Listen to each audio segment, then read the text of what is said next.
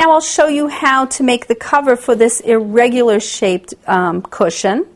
This one's a lot fluffier and it has a cutout here, but it's mostly a rectangle. So we're going to start with the rectangle shape, and again you want to measure from seam to seam, and I have 20 inches here.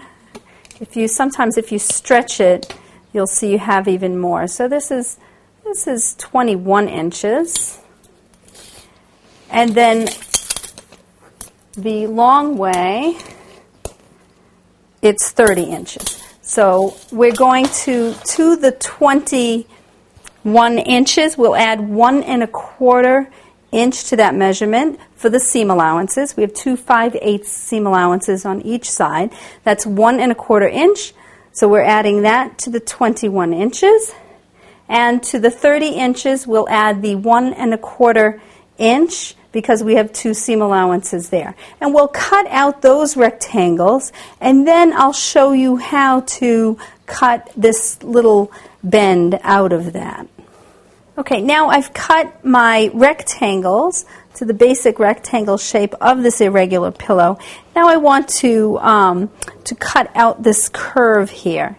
So you want to line up your pillow with the seam allowance hanging out on the rectangle portion. So along this edge, I have the 5/8 seam allowance hanging out here when I put the cushion down, and over here. So now if I just squash that cushion down to the edge and then trace out that curve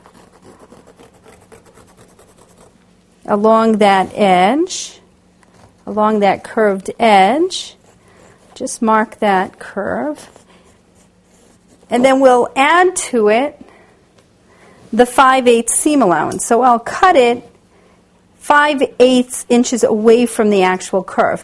Now I have the 2 pieces, and we want them to be wrong sides together or right sides together, so that we end up with 2 opposites, so that the cushion will, when you sew the 2 pieces of the cushion together, they'll be the correct way. So you want to make sure that you have them with the wrong sides together or the right sides together when you do your cutting. And then you just cut that curve, giving the 5/8 seam allowance. And I'm cutting 2 pieces at once so that they match up perfectly. Okay? And then we want to measure for our side panels and our bottom panel. For our bottom panel, I'm going to use a velcro closure. And this is what it will look like. It will have, I just did a small sample here to show you just a short piece of velcro. But the velcro will run all along, and we'll be folding back an inch of fabric and attaching velcro to the top of one piece, and then on the other portion we'll be folding it in also and attaching the velcro to the inside portion. And when they go together, they'll go like that. They'll overlap each other on the velcro, and the closure will look like this. Okay? So to measure for that, you want to measure, again, from seam to seam, and I have 3.5 inches here.